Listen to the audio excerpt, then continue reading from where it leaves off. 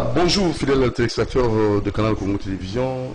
Là maintenant chez vous, Doudou Montiri au micro, Karine Bébé à la prise de vie et notre très cher Alain Kabongo à la coordination. Et voilà aussi Moron Djambé.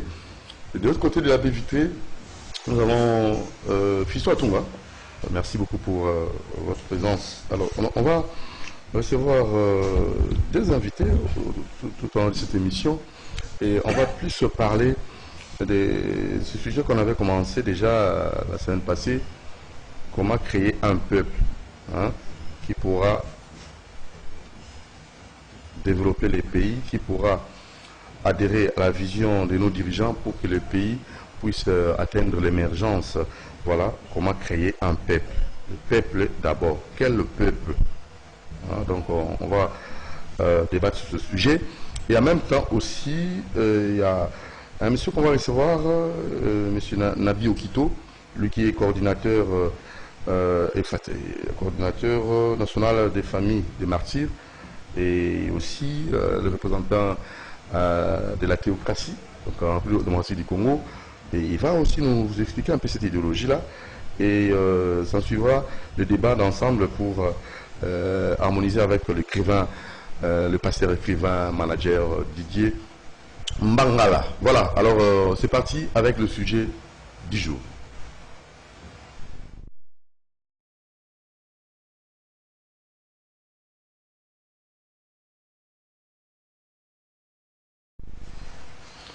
Voilà, je vais encore vous rappeler parce que c'est vraiment une information que tout le monde est déjà en possession. Donc nous sommes éprouvés quand Congo et Radio Liberté Kinshasa.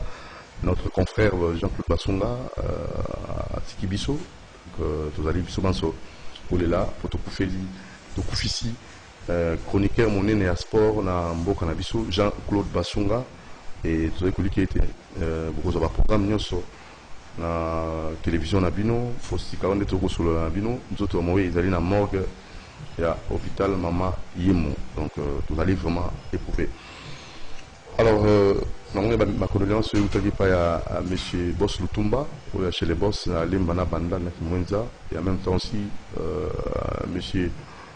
Bienvenue en Simba dans Nancel, où Azalibongo, mon copain à Landaka, à Vadimo Kwalinga, programme Nabiso. Merci de mon message, Nabino. M. Bienvenue en Simba dans Nancel, tu récoltes Tizalaki Penza. Avec Sabolingo, tant que Sengrezali, Bayra aussi Pena Maninga, tant que Mawapé, Bayra ko Lilana Maninga. Alors, toujours que Yambala de Bonabiso, très rapidement, Didier Mbangala, écrivain Boni. Kimia, Biso de l'éprouvé, de Koufisi, Moko, confrère Nabiso, Bassonga Jean-Claude. Mes condoléances à CCTV. Comme je peux dire, c'est le chemin que nous allons tous emprunter. Maintenant, nous attendons. Donc c'est vrai que ça fait mal au cœur. La Bible dit pleurer avec ceux qui pleurent. Donc nous partageons avec vous cette peine qui vous a touché. Et tout ce que nous avons sur la libération, CCTV va soutenir la famille, la CCTV va éprouver. Effectif, déjà, en fait, quand il y a on s'est en a eu écrivain, aux amants permis un micro, pour la monnaie aux venant ciment. Au fait, nous faisons un salon, on a c'est bien, aux à l'aise. Alors, puisque on va être à l'aise dans la chaîne Nabiso. On a habité écrivain Didier Mbangala. Déjà, le livre Boni Okomi, pour notre côté de la sujeté. Ça m'a petit rappel. Le livre Boni Okomi déjà. J'ai écrit une trentaine d'ouvrages, donc on a commis déjà 30. 30 ouvrages. 30 ouvrages. Où il y a ouvrages, il y a Chrétien et Zali, ouvrage scientifique, il y a management, il y a comment investir en RDC, ouvrage, livre philosophique et Zali. Où ils appellent Maxime, le livre Oyo, le maître penseur, ils ont un poème, Maxime, au battoir, autant de politiciens, ils ont un livre sur comment devenir riche, comment dépenser son argent et s'enrichir. Ils ont un livre, il y a la loi et la prospérité, un livre booster Moutou, où il y a succès, et Tina Moutou Azwa. Succès, tout ça, livre pour y prier, tout ça, livre en sorte, nous sommes tous, un livre à Rosala OCP. Ah, ok. Mais c'est moi, livre en haut, Wapi. Pour nous rejoindre, ils ont la place mise tout présentement, à part Bissomoro et Combinaison à 0, 099 270 49 49, 099 270 49 49. Mais on a 3 points de vente où ils ont installés pour l'instant. Tous on a sur le boulevard du 30 juin à côté de Willery, Grand Lac, librairie Grand Lac et Zawana. Tous on a l'église, il y a Pasteur Atoms na Philadelphie Funa. Tous on a l'église, il y a Bouclier de la Femme face à l'université, il y a Epen. Donc voilà les endroits où vous pourrez trouver les livres. Merci beaucoup, l'écrivain Didier Mbangala. Donc, il y a un sujet juste après, présentation. Il y a un deuxième invité, Nabiso, M. Nabi Okito, coordinateur, en fait, là, à Cordon, hein. Il y a le national, il y a famille des martyrs, hein. Donc il y a Zali Bongo, représentant la théocratie, dans la ville, province de la RD Congo. Hein. Bonjour, M. Nabi. Bonjour. Sentez-vous bien? Sentez-vous bien? Tous en habituent bien? Tous en habituent bien? Où là tu es? Alliance des autorités traditionnelles du Congo. Je suis aussi le trésorier général de l'ANATC. On va trésorier à ANATC. ANATC, Association des autorités traditionnelles du Congo. Ah, ok. Alors, vous avez mon co, vous avez représentant, cordon national et la famille en martyr. Ah oui, parce que tous a un coordinateur, il y a un martyr au sein de l'ANATC. C'est pour chercher de voies et de moyens parce que moi on a dit un blocage spirituel. Blocage spirituel. Parce que mabe tout ça na mboka on to bongisa te. Ndakisa. Le monde bazana tombe. OK? Oui. Ça c'est un. Pour le Maurice Okito. Là, ils ont connu le même douleur, même sort, même injure, mais Polo n'est pas élu au rang. Il y a Lumumba. Okito, la même chose, n'est pas élu au rang. Il y a Lumumba. Togozoa, Nasseria, groupe de martyrs de Patekante. Et il y a 4 personnes qui ont la place dans le stade des martyrs. Pourquoi tu as coupé dans le stade? Pour la ligne, papa, on a et puis, dans le stade, on a tiré le nom de coupé.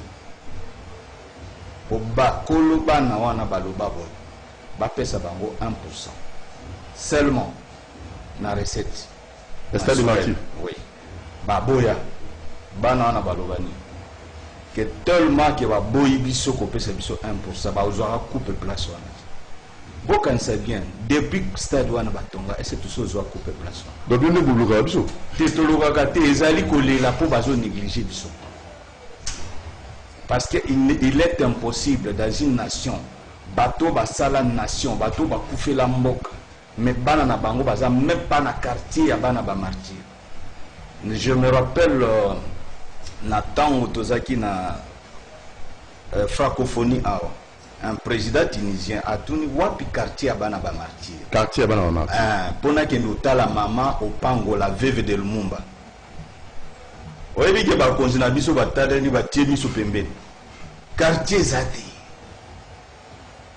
Oh mama Lumumba azali wapi afasi ya cimetière ya Gombe. Akie kotala ye. Akie okuta mama na premier niveau. Mama na po azaki na ngwana komotambo na chaise roulante.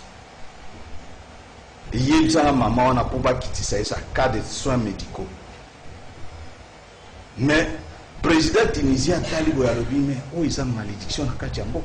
La femme de Lumumba, un héros mondial, à ces conditions. Et il y a des autorités dans ce pays. Azumbongo na epo bango na baibata.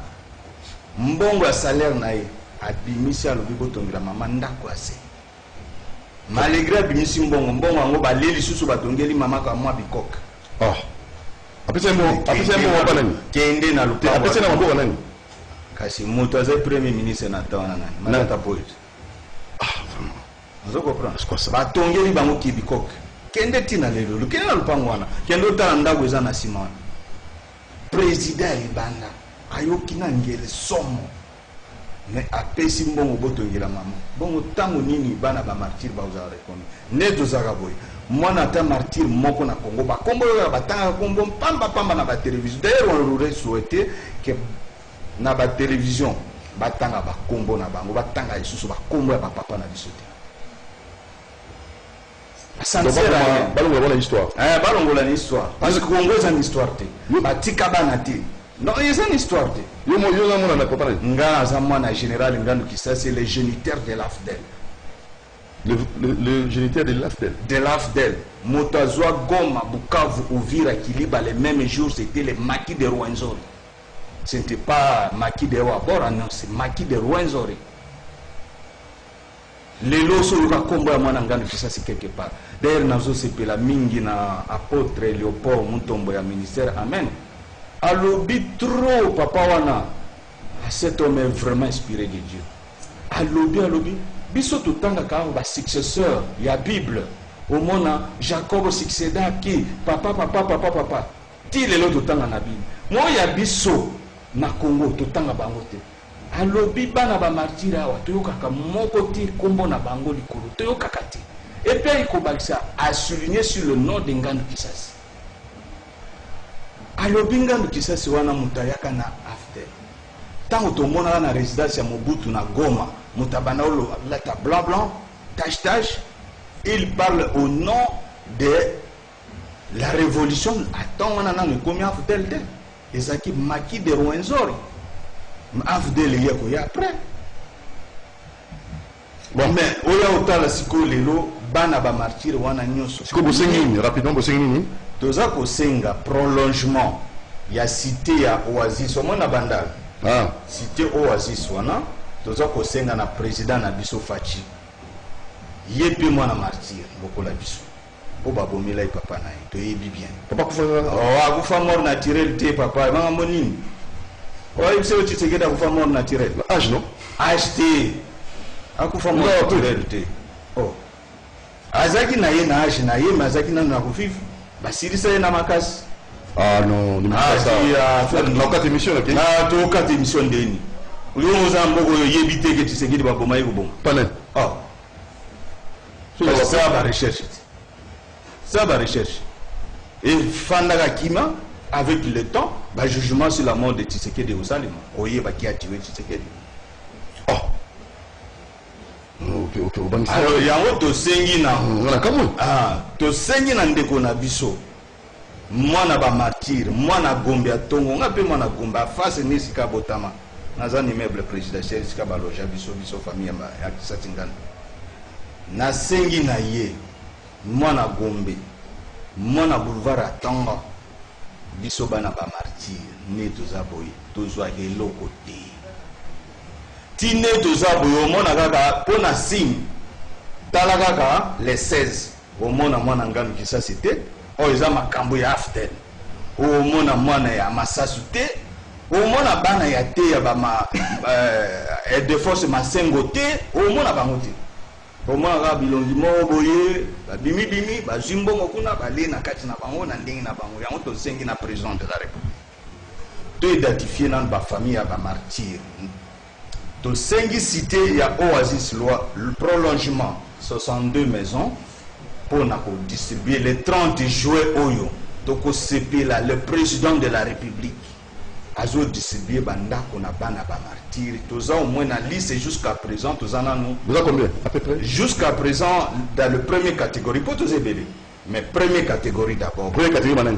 Tozali na Zingakufu, tozali na Ngongoli Teta, tozali na Mama Kipavita, tozali na Papa Simon Kimbangu, tozali na Bakanja, tozali na Mama Onema. Première série ya bakoko. Patrice Emery Lumumba, Paul Maurice, Motiama Ndombe, Joseph Okito, Sankoro, Lumumba Sankoro. Alors, voilà, c'est le groupe de Lumumba. Le groupe de Kimba Ivaris, Kimba lui-même, Mamba, Bamba, Anani, Baza 4. Bazali, papa, tout ça, on a des coordinateurs, Bazali. Tozui les groupes de Bakamba, Bazali 7. Alors, dans les 7, tu vois, tu as Christophe Muzungu, Zuzi Manuel, Nyangara, Baza 7. Tozui un groupe de Révolution des 17 mai, Baza 7. toyi kozwa na autre cas tozubandi na Tshisekedi wa Mulumba Mbuza Mabe Général Bauma, Général Olenga Nicolas Oya Kalawana des années 60, Simba Maïmoulé. Simai, le premier Maïmaï, c'était Général Olenga Nicolas du Sanko. Alors, na groupe wana oyo kozwa lisusu Thérèse Bakapangala, Freddy Mukenzi, Ozui Malula, Ozui Cardinal Malula, pour ne pas, il faut quand même un peu de respect, Cardinal Malula. Ozui président, il y a assemblée à ASATPL, le président Chamala. Bimisa Libanda na année passée, na mois d'avril, à Nokelambula, papa na Ajoana, ancien président honoraire, il y a parlement. Bah, il faut décrépir au mois d'avril. Le mois d'avril, il est tapé. Mbula osakana. Mbula on est ça là, papa. Azwa choc. Bah, mais moi, il y a un traitement na koto habitatia. Donc, on a année passée. Donc, bana ba martyr, on a jusqu'à présent la liste, on a tout ça d'abord 49. Mais tout ça, il y a un président parce que na monarchie Christophe Bunzungu a présenté liste moko ba 4 militaires mususu ba bomana Kachach Kakokolo. Ba liste wana dosenga na coordinateur pe secrétaire papa Nyangara ayelanga liste ya batuana et puis to sengi bana ba martyr nyos responsable à famille na famille baya na bureau ya ANATC sur boulevard du 30 juin. Nous rapidement. Non, chaque jour à partir à lobby.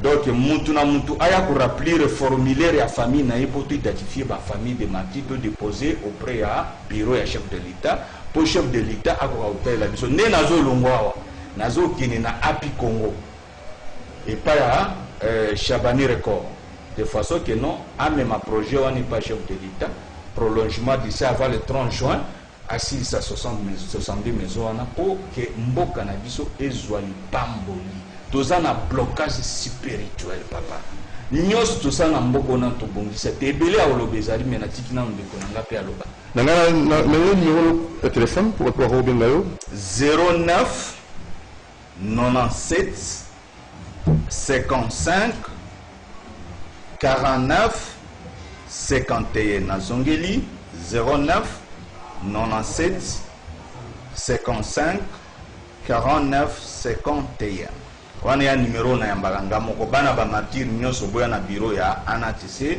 ko rappeler responsable ya famille na lobi bien en désordre to sengi ba responsable à chaque famille ba ko rappeler le formulaire na bango 1% ya recette à martyr et puis ça na famille ya pas de compte ba c'est prolongement ya Oasis wana biso to coupe na oui na stade de martyr wana ouais le bon ça to juté message wana tindelango ministre so to juté siko tebozwa tindelango ministre ya sport OK à Mosombayo ayi ba stade wana to kozwa coupe teta ke na ba réparer na bana ba martyr wana. Voilà. Alors, mais là, tout un sujet d'abissot, sujet du jour, on a tous les Salaka, tout un sujet du jour, comment créer un peuple pour un peuple voilà, à côté de la vision et le développement en Mboka. Alors, tout un peuple où réellement à Rosala, na Bosenga, tout à Posa, na Mboka, na Ebunga, il faut d'abord préparer le peuple voilà, pour le développement en Mboka. Alors, tout Koba, na création et peuple. Est-ce que c'est possible à créer peuple? Didier Mbangala. Oui, c'est. Pour le peuple, il y a déjà dans la activité déjà, tout ça, la peuple déjà. Comment créer encore un autre peuple pour le peuple déjà? Bon. À titre de rappel. À titre de rappel, le psaume 102, le verset 18, dans la version 16, verset 19, dans le Bible, que cela soit écrit pour les générations futures. Et le peuple qui sera créé célèbre l'Éternel. Bazolo bana bato baza siko balobi botika bilembo botika batrace pona bato batrace botika et que créer bana na bino boko créer ba on a batrace na bilembo oyo to sotika na kati livre oyo na commis le moko boye très important na livre maître penseur na lobi nous n'avons plus besoin du sang des martyrs mais si ka tozo kende ba kufi de GB nous n'avons plus besoin que les gens continuent de mourir. Ce dont nous avons besoin, c'est les idées des sang des martyrs. Les alliances. moni bakufa to eza na sens te eloko eza na sens lumu bakufa mpona nini bandeko nyonso tozoloba bakufi ndeti ndeko na biso aye pokoloba parti baokito lobi quel était l'idéal bakufelaki c'est ça qui est important exactement makila oyo ya bango makila biso tokoleka na biso toya bato ata bakomi biso te tokoleka. Le problème c'est que quelles sont les idées que nous devons transmettre à une nation. Et la nation est créée lorsqu'on lui transmet les idées. Actuellement, toujours créé par idée. Nous parlons beaucoup autour, il y a changement de mentalité. Mais le changement de mentalité est vendu dans le socle, dans le fondement. Mais ma changement, tout le monde qui est tel changement et continue dans le socle, le fondement dans les années, la base dans les années. Donc voilà pourquoi Dieu, quand il veut changer un peuple, la première des choses c'est que Dieu fait, c'est que Dieu, premièrement, lance des leaders qui sont changés. Parce que les moto a changé. Oh, mentalité, les a boosté, les a changé. Il n'y a pas de changement dans 4 nations. Ce qui a changé, c'est au cookie comme un changement. Gandhi disait ceci, soyez les changements que vous prenez. Zala changement au yozo linga batwa koma yo moko soko komi yango tu vas voir que autour de toi batu pe barozala changer. Donc aujourd'hui nous encourageons ba autorité na biso moko bango moko comme ba leader ba kene na monde ya changement. Le monde est dirigé par des leaders. Le monde ne peut pas être dirigé par un peuple. Peuple azol c'est là où ba leader n'est pas seulement. Mais vous les leaders, quels sont les changements de mentalité? Sauf le changement de mentalité pour vous même la nation pour la bisoto créer peuple au Isoya. Biso les autres vivre, c'est, je peux même dire, c'est fini pour nous. Tout ce que nous pouvons léguer à la génération qui est en train de venir, ce sont des valeurs, des principes, la discipline, l'orientation, une vision et entre autres. Pour la booster, la changer, puis la dimension, réaliser ma cambo biso tokoki ko réaliser. Vous prenez un exemple puisque nous avons pas le ma cambo sport. Il y a eu des gens par exemple toujours en France. Il y a eu des gens qui ont travaillé les sports français. Platini à l'époque qui n'ont pas gagné la Coupe du Monde. Mais le travail qui avait commencé à être fait au bout d'un certain temps, bénéficier de ce travail et aujourd'hui, tous en France, on a 2 Coupes du Monde. De la même manière, si nous voulons que notre peuple soit les champions dans la dynamique mondiale, dans le changement, dans le marché, dans l'avenir, nous devons, nous, à notre niveau, commencer à prêter, à changer ce peuple. Monter ce peuple, les valeurs, vers un changement radical. Les scientifiques disent qu'il faut, en général, 100 ans de développement normal et à croissance pour qu'une nation ait un état de pauvreté et de sous-développement et comme une nation développée. Donc, un minimum, il y a 100 ans. Vous vous imaginez. Mais dans le XXe siècle, il y a eu 3 pays qui ont fait exception à cette règle. Premièrement, la Chine, qui était un pays, lors de la guerre, ruiné par la guerre, où il y a eu une pauvreté absolue. Notamment la Corée du Sud, où ils avaient une pauvreté jusqu'aux années pratiquement 60, ils avaient une pauvreté. Donc quand nous avons eu l'indépendance, la Corée du Sud vivait dans la pauvreté et dans la misère. Et l'Israël qui a été créé dans les années 40, vers la fin des années 40. Donc les 3 pays ont fait exception. Ceux qui ont étudié la valeur, qui ont mis exception, la valeur prioritaire, c'est le travail, l'amour du travail. Voilà. Donc, nous devons ramener la nation au travail. Moi, en tant que pasteur, j'aimerais que la nation soit ramenée aux vertus de départ. Dieu a créé un jardin dedans, mais à la plage pour nous vendre. Il y avait 4 rivières. Non, là où vous allez, ce n'est pas pour aller dans les plages, c'est pour aller travailler. Donc, la nation doit être ramenée dans la dynamique du travail. Et un travail qui ne rapporte pas, un travail pour travailler au l'excitant, on a bureau, on n'est rien faire. Un travail qui contribue, un travail créatif, un travail où les idées, les initiatives sont valorisées. Donc, Moussala, bazo booster, bazo encourager pour amener Moussala naïe au-delà de ce qu'il y a. Donc voilà, socle autozoloba, parmi les socles autozoloba, il y a une valeur que vous un changement dans Katiamboka. Voilà, alors SMS, comme on a vu sur un numéro affiché, plus 243 89 61 52 634. Comment créer un peuple? Et en même temps aussi, si vous avez une suggestion, ou bien, moi, je M. Nabi, au Quito, dans Makambo Italie, Banara Martyr, vous voyez que bien dans le même numéro, plus 243 89 61 52 634. Mais au Quito, est-ce que vous créez peuple? Peuple, tout ça, dans le avec peuple, quand on a la vision, il y a des gens pour développer vraiment palpable dans le Oui, bien sûr, parce qu'il y a un autre réflexion. Parce que tu as mis dans la télévision, prise de conscience. Prise de conscience, c'est qu'il y a automatiquement, sans toutefois, que ça a atelier à réflexion. Dans l'atelier de réflexion, d'ailleurs, j'encourage mon frère Yamba Yamba qui est dernièrement awa. Alors, à continuer le Kouana. Et belé zali à Koloba. Et le Kouana a continué, nous soit évité. Bon, atelier de réflexion pour réfléchir pour Namboka Nabiso, ce qu'on peut faire dans 5 ans, ce qu'on peut faire dans 10 ans, 15 ans, 30 ans, 50 ans. Et ils ont déjà tracé de façon que bao baya koya nyoso pa banda kolanda ligne wana ezate que mutuna mutoya go abanda ko palper ko tâtonner ce qu'il peut faire. Non, tout réfléchir na bengi ndeko nanga yamba yamba continuer chef de l'état appuyer atelier wana ezala continuel pour babiso tout on a ba idée belé tout ça. Moi naza homme d'inspiration, naza ce qu'on dit l'inspiration est plus forte que l'écriture. Alors oui, on peut changer un peuple par le mental. C'est le mental qui fait tout. C'est dans le mental qu'il y a changement. C'est dans le mental où on peut avoir tout. C'est toi qui te fait par la parole. Et nous devons parler, nous devons réfléchir pour arriver dans le prise de conscience. Naobaxelo moko awa pona koloba sur le problème spirituel. Biso tozali une nation ou tozali na potentialité spirituelle le plus élevé du monde. Si on le dit bien, le Congo a une potentialité spirituelle le plus élevée du monde. Pas tout le monde comprendre. Ne pas. Bah, le bien, le Congo a une puissance spirituelle le plus élevée du monde. Après les États-Unis, je répète, plateau,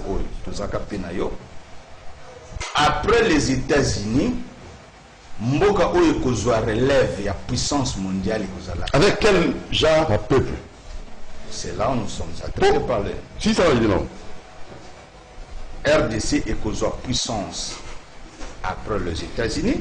États-Unis sur le plan spirituel à sa puissance. Où il y a instauré maintenant, ils ont un système et intimidation. Dans l'intimidation, Truman va exploiter. C'est tout ce qui reste avec eux. Étoile, où il y a un monde, Nzambe, étoile, où on a déplacé c'est la volonté. Étoile de puissance et de domination. Tant Nzamba a créé Mokili, et Bandara en Afrique centrale, et Mati en Égypte.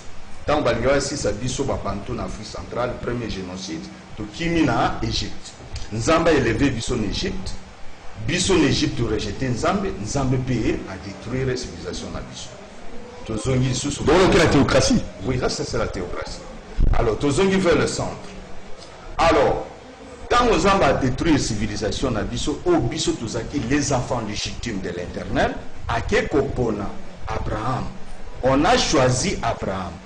Frère, la sœur Treyaba juif a été choisie. Est-ce qu'on vous a dit qu'il était élu? Non. Il y a un peuple élu. Il y a un peuple choisi et peuple appelé. Nous sommes un peuple élu. Les Israéliens sont un peuple choisi. Abraham a été choisi. Tout mélangé va monter. Le papa n'a pas pona yo. Pona ça veut dire choisi, ça veut dire adopter quelque part. Mais rapidement, c'est quoi?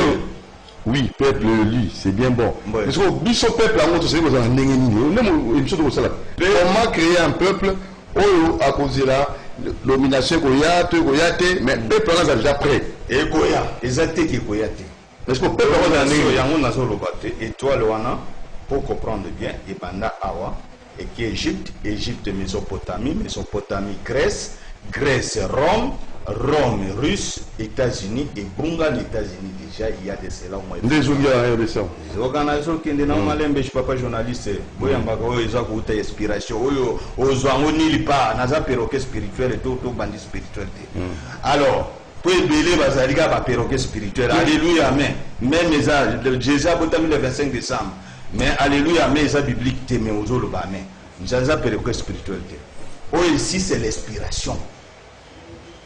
Alors, et toi le dans États-Unis et Bungi et l'équipe na Chine. De Chine, Brésil, Inde et l'équipe par l'océan Indien, l'Afrique du Sud.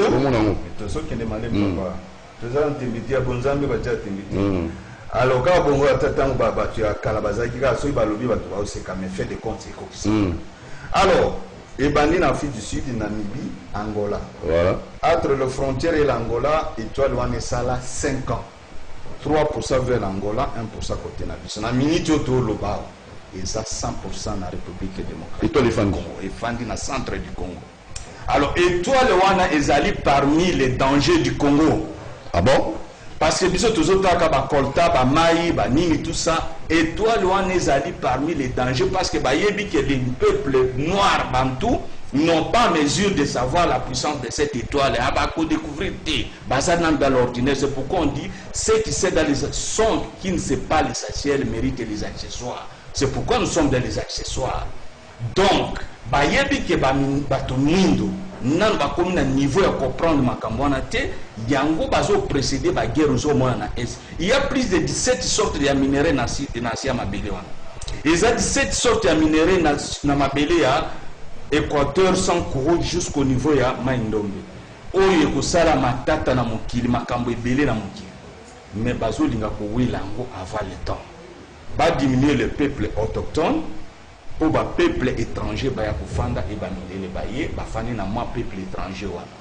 Donc makambo ebele za koloba mais to loba ngona ba peuple achala non c'est l'émission la télé oui mbamba baleka tawa avant ça la télé na yabi alors aussi là tout ça ni nango albaki to c'est ça quoi avec bongo makambo ebele ko yamba ba tamai de bele na plateau mbamba militer pour donc non développement culture total la mindélité a beau écoute développement et pas mondial tout ça bon il voulait que le noir biso peuple noir et tout développer Afrique Mumba tout ça à États-Unis d'Afrique voilà c'était ça son souci c'est souci na biso États-Unis d'Afrique c'est le yamba so yo oyé ko ba étoile les alikolo biso nous dominer monde si on a dit peuple en haut on dit que peuple on peut ça na bloc mo boye o ba accessoire so nous on va peuple total là yo nanonga oyo pour le théâtre conscience que mboka na biso tous riche paradoxe de mboka na mboka lobi pays riche population pauvre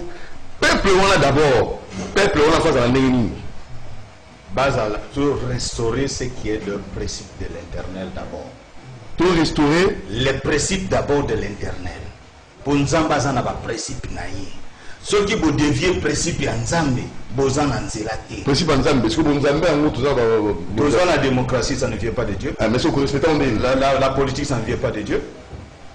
Nous devons restaurer la théocratie qui est le principe de Dieu. Théocratie il s'en dit le principe de Dieu théocratie ça veut dire c'est Dieu qui domine